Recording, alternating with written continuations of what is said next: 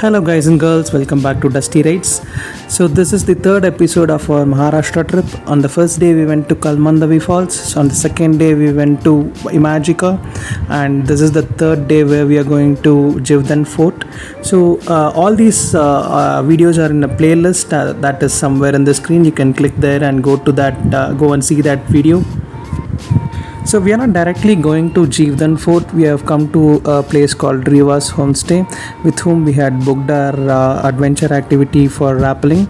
So we came here first and then realized that these people had a tie-up with somebody in Mumbai who contacted us for booking, and then these people had a contact with the adventure activities guy. So which is like three levels of people who are working with us now. So these people also had a homestay here, a tent stay. So if you want a tent stay near Jivdhan Fort, you can stay here also. And they also provided us with nice sumptuous breakfast, poha, and they also sent a person with us to go to Jivdhan Fort, which is 3 kilometers from the Riva's homestay. I have provided the contact numbers of all the people in the description, so you can look at it. Once we reached the base camp, we saw that there were so many people there, and we were scared that there will be so many people waiting for rappelling up the hill, and we thought it wouldn't be so good. But then we realized that they have come only for Jivdhan Fort, and they are a group of people who go from fort to fort for trekking. So the person who came with us asked us to join with the crowd, and he told that the rappelling activity guy would meet us at the top. This is a very huge place, and you can pitch in your tent here. And if you don't have a tent with you, you can ask the locals to provide you with a tent, and they would give you happily. And this place is very good for stargazing because there is no pollution at all, absolutely nothing, and there is going to be very little light, so this will be a very good place for stargazing. After walking for around 10-15 minutes in the open area, now we are entering the forest. As you are seeing, there is a fence here. So that place is called a reverse waterfall. So what happens is during the monsoon season, the trek doesn't happen, but the waterfall gets formed there, and because of huge wind, it gets blown up in the reverse side. So it is called a reverse waterfall. So that place is a very good place here during monsoon season. And so you have 3 or more activities to do here. You can visit the Jivdhan Fort, you can pitch your tent here, you can come for the reverse waterfall, or you can do rappelling like how we did. So we are going to show that in the next video. So the rappelling is done from a cliff called Vanarlinghi, which is just next to Jivdhan Fort. So we trek on this hill, and then we reach the Vanarlinghi cliff through a zipline, and then we rappel down that cliff. So the rappelling is around 500 feet, and the zipline is around 350 feet. So it's a very exciting and thrilling adventure. So I will show you that in the next video, as I told you. This area is very famous amongst the trekkers. So this is part of a famous 5 trekking destination in this place. So the famous 5 are Chavan, Hatsar, Shivneri, Nanegat and Jivdhan. So this all treks are covered by trekkers in 2 days. As I had already told you, we were going with a party of people who were fort hoppers, and they were doing this trekking for a couple of days. So we are going inside the forest now.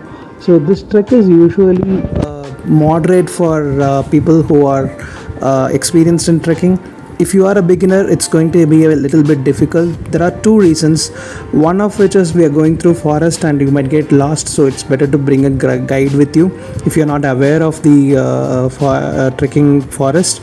And second thing is the steps are cut from rocks, and it's very steep.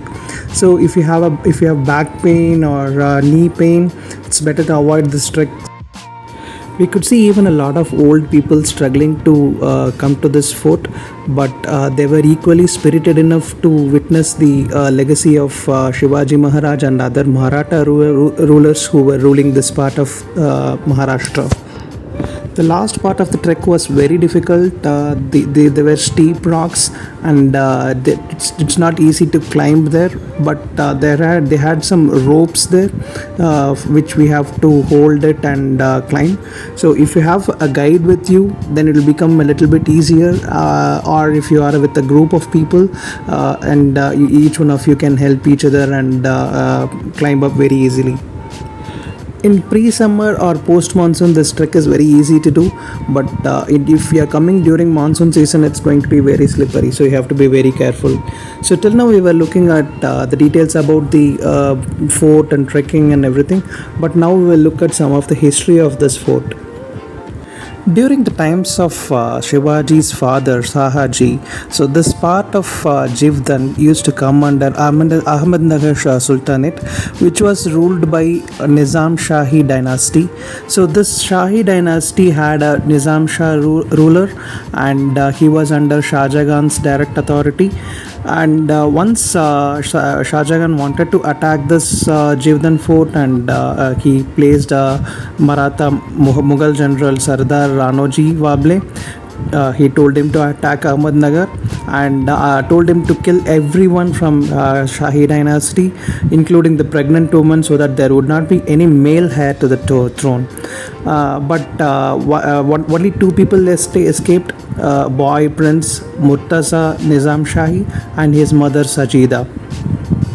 Shivaji Maharaj's father Sahaji helped them escape this fort, and he also, with the help of Bijapur Sultanate, made the boy prince Murtaza as the king regent of this place.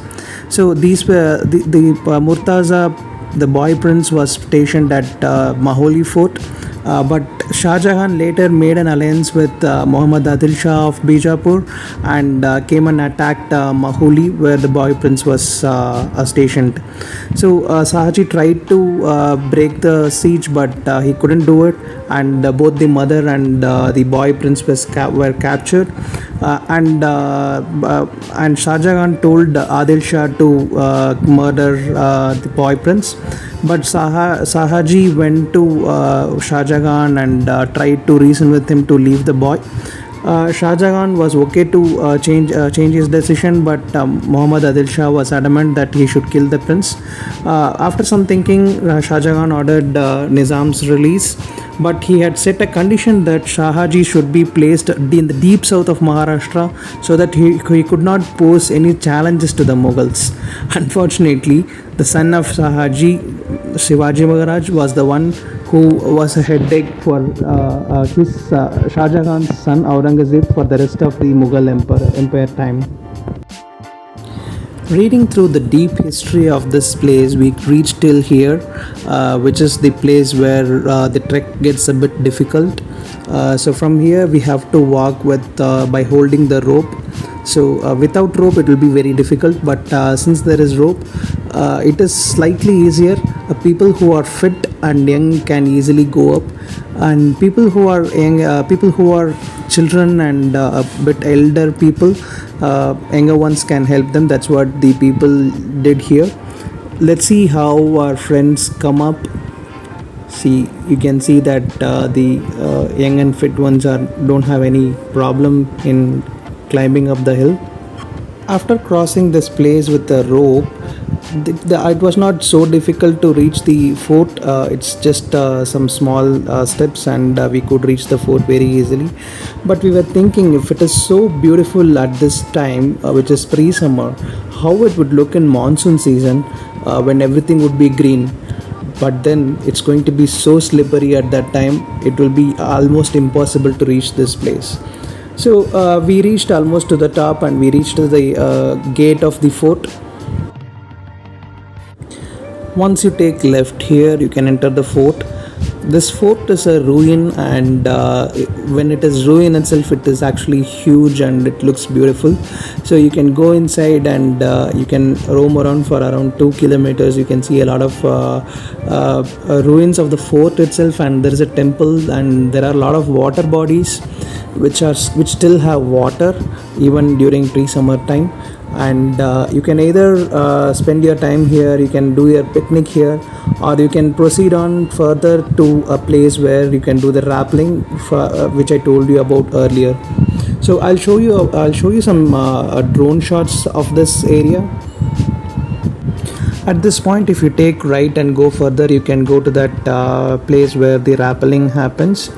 So we did rappelling, and it was very exciting and thrilling. And as I told you, it's like around 500 feet.